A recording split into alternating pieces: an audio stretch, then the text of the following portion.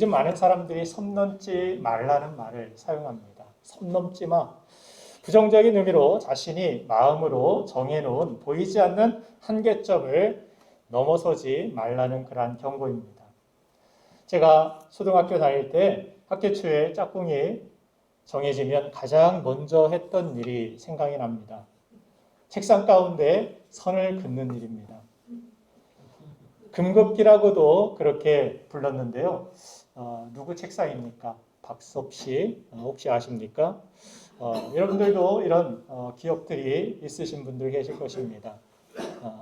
라떼라고 그렇게 하기도 하는데 지금 생각해 보면 아무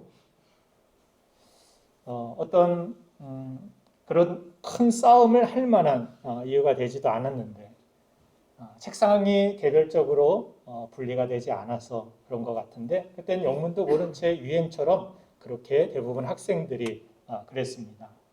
선을 조금만 넘어와도 짝꿍과 싸움이 났고 또 심한 경우에는 넘어온 학용품은 다 내 거야 하고 빼앗기도 했습니다. 지금 같으면 학폭 문제가 됐을지도 모르는데 이처럼 어린 아이들도 자기만의 영역을 지키겠다고 선을 긋고 그 선을 넘으면 화를 내듯이 사람은 누구나 자기만의 경험이나 지식 그리고 감정으로부터 나오는 기준선을 가지고 살아갑니다. 그리고 그 선 안에서 우리는 안정감을 얻으려고 합니다. 그런데 이 사실은 신앙생활에 있어서도 그대로 적용이 됩니다.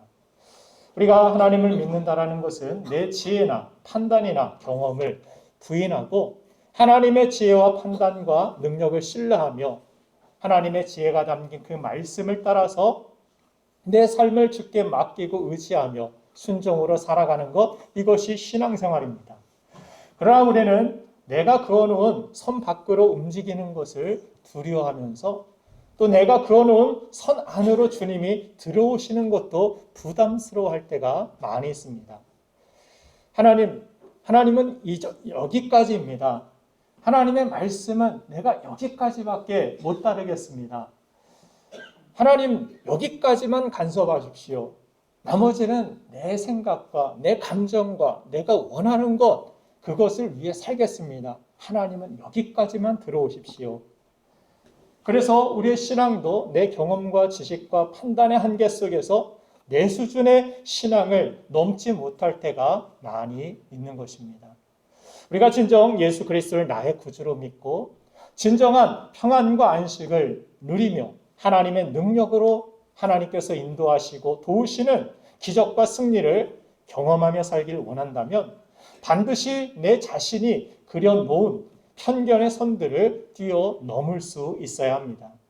오늘 본문 로마서 10장을 보면 하나님은 차별이나 편견 없이 누구든지 예수 그리스도를 믿는 사람에게 구원을 허락해 주시겠다라고 약속해 주십니다. 믿습니까? 예수님은 선을 긋지 않으십니다. 죄인이든 누구든 흉악한 강도라도 예수 그리스도를 믿고 하나님을 의지하면 그들을 하나님의 의로운 백성으로 삼으시고 오히려 하나님의 영광을 그들을 통하여서 나타나시는 하나님의 놀라운 은혜를 우리가 보게 됩니다. 그래서 하나님의 은혜에는 선이 없다라는 사실을 성경을 통해 우리는 확인해 볼 수 있는 것입니다. 죄로 인해서 하나님과 우리 사이는 가로막혔다라고 성경은 말씀합니다. 보이지 않는 선이 있었습니다. 우리 하나님 앞에 죄를 가지고 나아갈 수 없는 존재가 되어버린 것입니다. 그런데 우리와 하나님의 그 사이를 막혀진 그 담을 허물기 위하여서 예수님께서는 하늘 보좌 영광을 버리시고 선을 넘어 이 땅에 찾아오신 것입니다. 하늘 보좌 영광이라는 그 모든 것들을 다 버리고 그 선을 뛰어넘어 낮고 낮은 이 천한 말구 위에 주님께서 찾아오셨고 이 세상에 찾아오셔서 우리를 거룩하게 만들어 주신 것입니다. 죄인은 우리 자신의 힘과 노력으로는 절대로 거룩하신 하나님께 나아갈 수 없게 되었지만 예수님을 믿는 자에게는 이제 보이지 않는 죄의 사슬이 끊어지게 되고 하나님과 가로막힌 죄의 선이 지워짐으로 하나님의 자녀가 되어 하나님의 거룩한 백성이 되어 하나님과 교제하고 소통하며 그분의 힘과 능력으로 세상을 이길 뿐만이 아니라 죽음은 삶의 마지막이라는 그 한계의 선을 넘어 이 세상과 비교할 수도 없는 아픈 것도 없고 슬픔도 눈물도 없는 찬란한 천국에서 영원한 생명과 영광을 영원히 누리며 살게 된 것입니다. 그 사실이 오늘 본문 11절부터 13절의 내용입니다. 오늘 본문 말씀 한번 같이 읽어볼까요? 로마서 10장 11절부터 13절까지 차례로 읽겠습니다. 시작.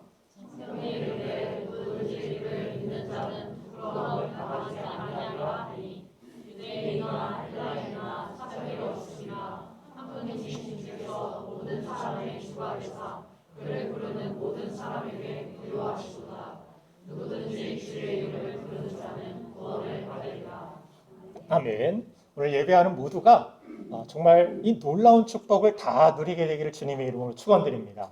그리고 정말 이 말씀이 나에게 그대로 적용되길 원한다면 이제부터 내 자신이 그려놓은 선들을 말씀 앞에서 하나씩 지워 나가야 합니다. 우리 삶의 믿음의 능력과 기적은 어느 시점에서 나타납니까? 내 자신의 선을 넘어서 하나님 말씀에 반응하여 행동할 때 그때 나타난다라는 사실을 성경은 우리에게 계속해서 보여주고 있습니다. 이것을 성경은 한 단어로 순종이라고 이야기합니다. 구약의 이스라엘 백성들이 홍해 앞에서 다 끝났다라는 선을 그으며 원망하는 모습이 출애굽기에 나타납니다. 그러나 그들이 하나님 주신 말씀대로 순종했을 때 홍해가 갈라집니다. 우리가 상상할 수 없는 기적은 원망할 때 일어나는 것이 아니라 선을 그어놓고 그 안에 주저앉을 때가 아니라 그 선을 넘어 하나님 말씀 가지고 걸어 나아갈 때 홍해를 향하여서 걷기 시작했을 때 놀라운 하나님의 기적과 역사가 나타나는 것입니다. 그렇게 우리가 하나님의 말씀대로 내가 그어놓은 선을 넘어서 내 삶을 얽어매던 그 문제 앞에서 그 선을 넘어 나아갈 때 하나님께서 그 선을 넘게 하시고 놀라운 하나님의 역사와 기적을 베풀어 주신 것입니다. 신약에 보면 예수님의 사역 첫 번째 가나의 혼인잔치의 기적 가운데 보면 포도주가 떨어졌을 때 예수께서 하인들에게 물을 떠오라고 말씀하셨습니다. 상식적으로 포도주집을 빨리 찾아와서 이를 수습하라고 하는 그런 말씀이 더 상황에 맞을 것 같습니다. 더 합리적일 것 같습니다. 그런데 아무 생각 없이 예수님의 말씀대로 물을 떠왔을 때 물이 포도주로 변하여서 혼인잔치에 더할 수 없는 기쁨이 차고 넘침을 성경을 통해 우리는 확인해 볼 수 있습니다. 또한 예수님의 제자 중에 기적을 가장 많이 체험한 제자 중 하나인 베드로를 보면 그의 삶 속에 언제 기적이 일어났는지를 우리가 살펴볼 수 있는데 언제였습니까? 누가복음 5장 5절 말씀을 한번 읽어보겠습니다. 같이 읽겠습니다. 시작.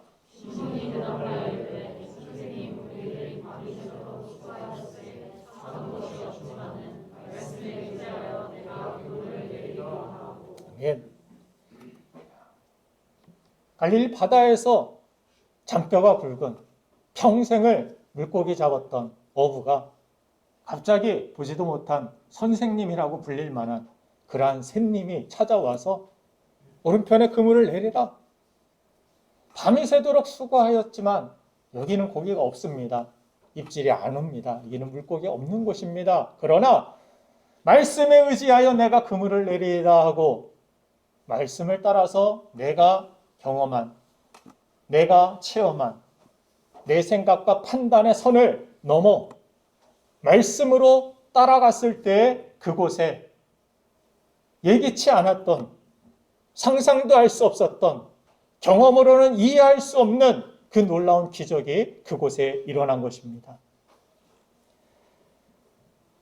무리를 걸었던 이 베드로의 기적도 마찬가지입니다.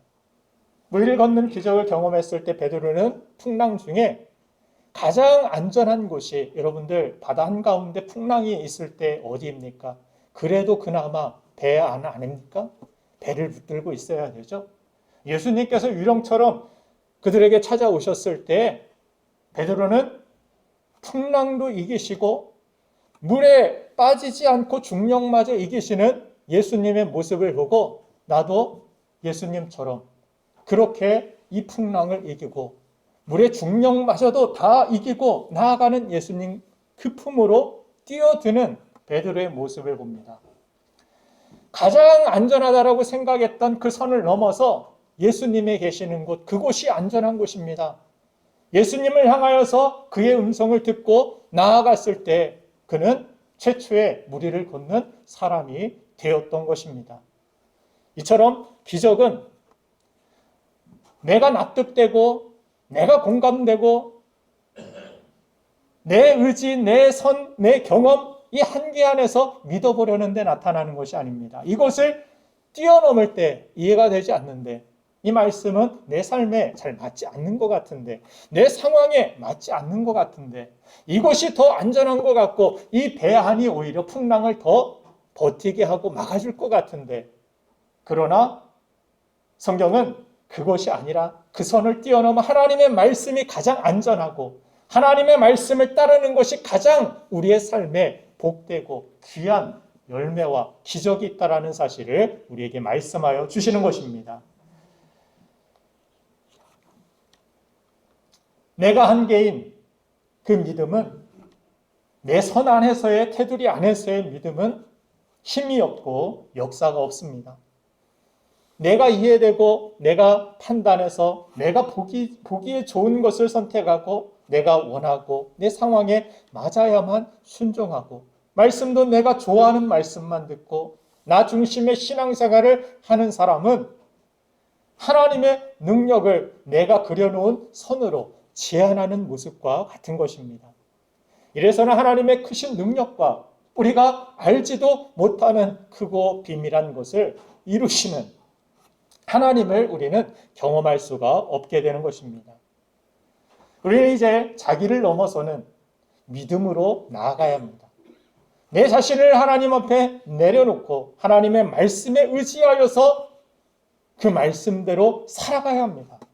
마가복음 6장 3절부터 5절 말씀을 보면 예수님께서 고향에 방문하셨을 때 반가운 고향 사람들은 오히려 예수님의 축복과 기적들을 다른 동네에 있던 사람들보다 덜 누리게 되었음을 알게 됩니다. 예수님을 가장 가까이에 보고 예수님을 가장 잘 안다라고 생각했던 그 동네 사람들, 평생 고향에서 같이 지냈던 사람들은 오히려 기적과 능력을 체험하지 못하는 모습을 봅니다. 이것은 어떻게 보면 우리가 신앙생활을 오래 했지만 예수님을 잘 안다고 생각하고 설교도 많이 들었고 예수님을 모습을 우리는 머릿속으로 잘 그려볼 수 있을 정도로 그렇게 예수님을 잘 알고 지낸다라고 생각했는데 그러나 우리 삶 속에 진정한 하나님의 능력과 하나님이 주시는 기쁨과 자유와 평안과 하나님이 주시는 영광은 다 잊어버리고 살아갈 때가 많이 있는 것 같습니다. 그렇지 않습니까?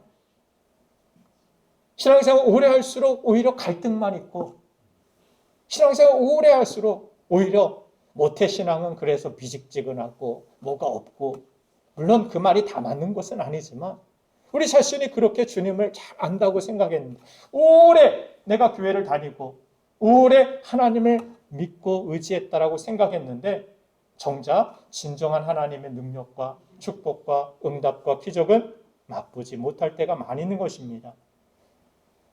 그 이유가 무엇인지 마가복음 6장 3절부터 5절까지의 말씀을 한번 우리 읽어보겠습니다. 시작.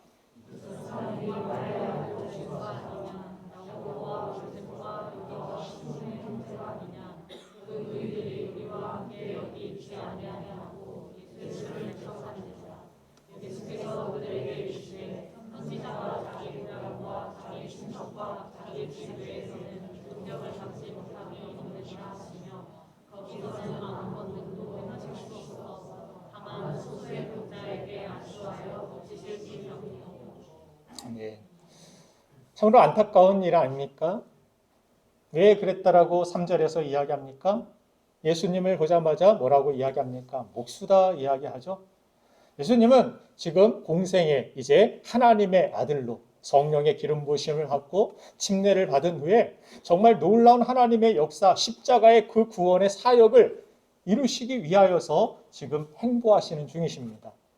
이전까지는 목수의 아들로 지냈는지 모르고 이제까지는 목수로 지냈는지 모르지만 지금은 예수님이 하늘의 권세와 영광을 가지시고 이 세상에서 하나님의 나라를 이루시는 놀라운 사역을 이루고 계시는 모습 가운데 고향에 들린 것입니다. 그러나 이들의 생각에는 예수님을 대할 때 또 예수님을 생각할 때 어떤 선이 그려졌습니까? 저 사람은 목수. 저 사람은 목수야. 무슨 큰 일을 하겠어. 무슨 하나님의 아들이야. 내가 어렸을 때부터 봐서 아는데. 야고보와 요셉과 유다 시몬의 형제가 아니냐? 저 사람의 누이 동생들도 우리와 함께 여기 있지 않느냐? 저 사람은 그냥 목수, 사람일 뿐이야. 하나님의 아들이 아니야. 그렇게 선을 그었을 때 예수님은 지금 놀라운 하늘의 영광과 기적과 이사를 나타내시며 이 고향에 그들에게도 그러한 은혜와 혜택을 누리게 하시기 위하여 찾아오셨지만 정작 그들은 그 선 때문에 믿지 못하고 목수라는 그 선을 그어 놓았기 때문에 하나님의 기적을 체험치 못한 것입니다.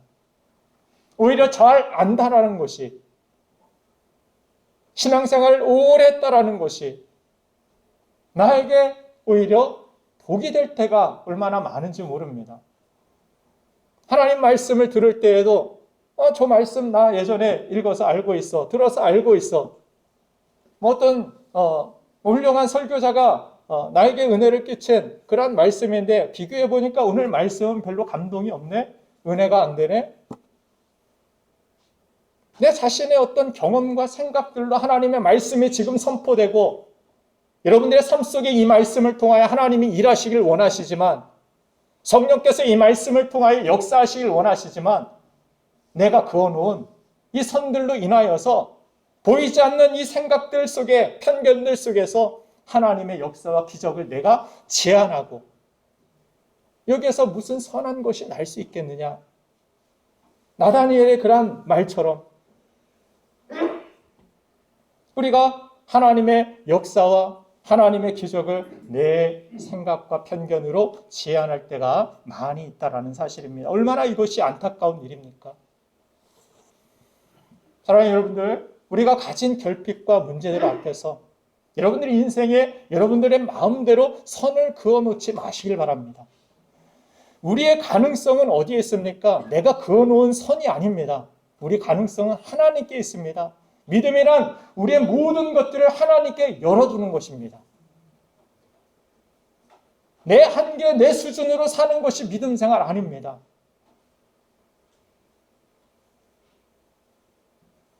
하나님 앞에 모든 것들을 내어 맡기고 내 미래가 되었던, 내 과거가 되었던, 내 현재가 되었던 내 모든 것을 하나님께 열어두는 것, 그리고 그 안에서 하나님의 말씀이 무엇인지를 우리가 하나님이 기뻐하시는 것을 분별하여 그 말씀을 따라 그 뜻을 따라 한 걸음 한 걸음 하나님께 맡기고 걸어 나아가는 것.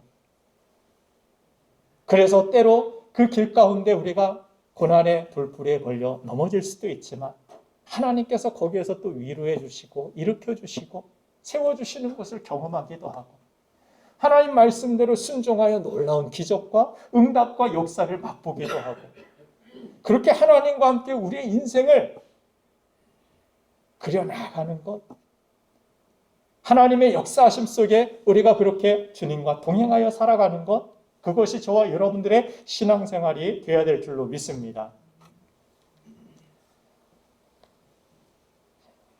그리고 우리가 하나님께서 우리를 그렇게 먼저 부르시고 은혜를 주신 그 축복 안에는 이웃을 향한 책임이 들어있다는 사실을 우리는 깨달아야 합니다. 오늘 본문 말씀 로마서 10장 우리 14절과 15절 말씀을 같이 한번 읽어보도록 하겠습니다. 시작. 그런즉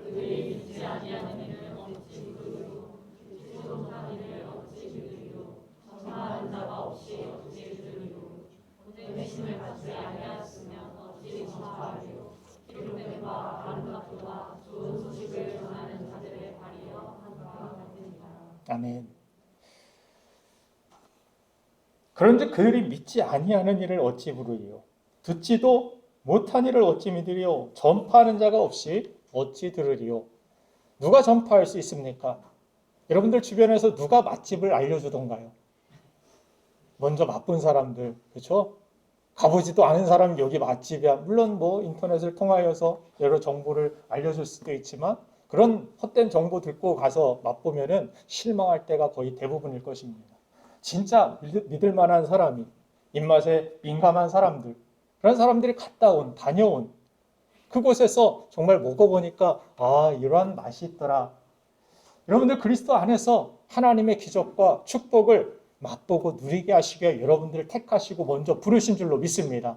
여러분들 가족 안에서 여러분들을 먼저 하나님께서 부르셨을 수 있고, 여러분들 직장 안에서 여러분들을 먼저 부르셨을 수 있고, 여러분들을 택하셔서 하나님께서 이스라엘 백성들 온 민족 가운데 먼저 택하여 부르셔서 하나님의 기적, 하나님이 살아계시다, 하나님의 역사가 이런 것이구나를 맛보아 알게 하신 것처럼 여러분들의 삶을 통하여서 하나님의 능력과 기적과 역사와 놀라운 살아계심을 세상에 증거하고 이웃에 증거하고 가족들에게 전하여 주기 위하여서 하나님께서 여러분들이 특별해서가 아니라 여러분들을 먼저 부르신 것입니다. 여러분들이 그 가족 중에 직장 누구 중에 다 뛰어나고 능력이 뛰어나고 잘나서 여러분들을 먼저 부르신 것이 아니라 이스라엘 백성들 오히려 약하고 소수민족이고 힘이 없고 부족하여 보이고 하나님 없으면 안 될 사람들, 하나님께서 먼저 부르셔서 그들을 통하여 하나님의 기적과 능력을 시험케 하시고 그 기쁨을 전하게 하신 것입니다. 오늘 본문은 그래서 전파하는 자가 없이 어찌 들으리요? 여러분들이 꼭 다물고 있으면 듣지 못합니다.